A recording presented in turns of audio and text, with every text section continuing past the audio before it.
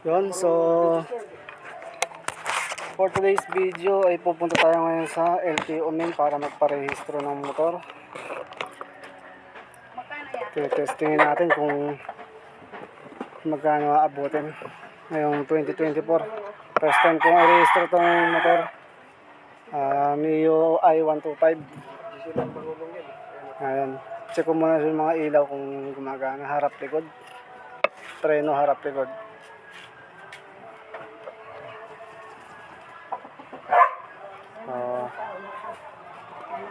Tara, biyahe na tayo.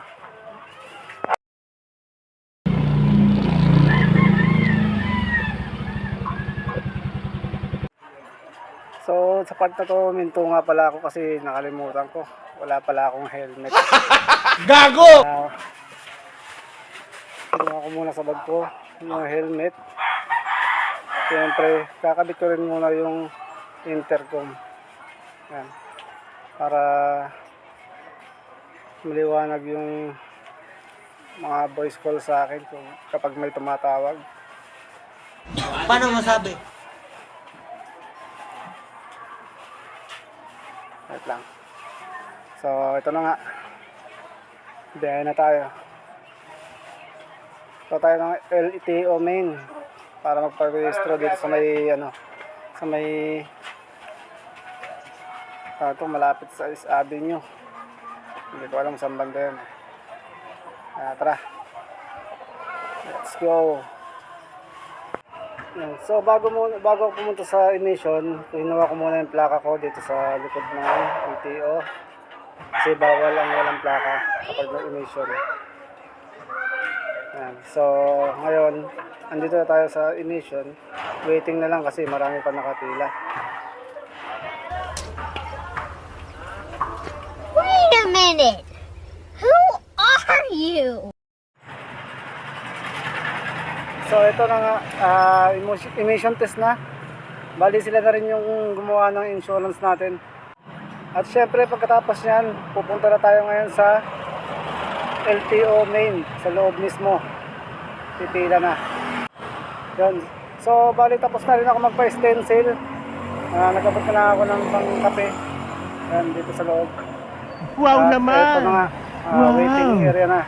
Wow! Para tawagin yung pangalan at makapagbayad.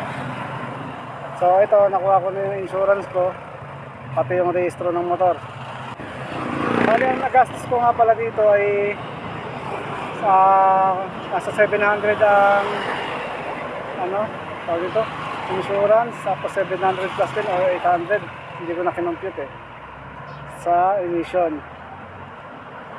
Tapos dito naman sa releasing, binayaran ko kulang-kulang 700 din o 800. Bali mga 1.5 din mahigit ang nagastos ko.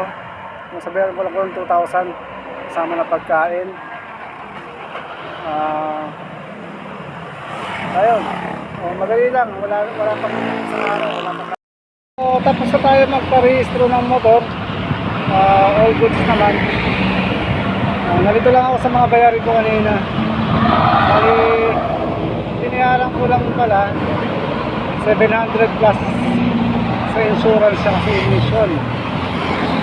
Ayun, pagkasatanda ko, nakalimutan ko na eh. Tapos sa releasing, kulang ko lang 700. Tapos ano ba? Yun lang yung ay sa plaka pala 250 kasi nagpagawa ko. Yun, so mga 1.5 1.5 1.6 kasama na yung pagkain ko, yung bigas. Kaya sa mga magpaparehistro ng motor,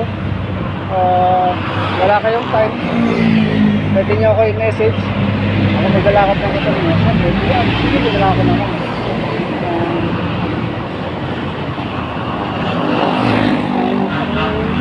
Pangga, syempre, pangga sa pagod. Yun lang. At least hindi na kayo absent sa trabaho. Makakuha nyo na agad yung register nyo.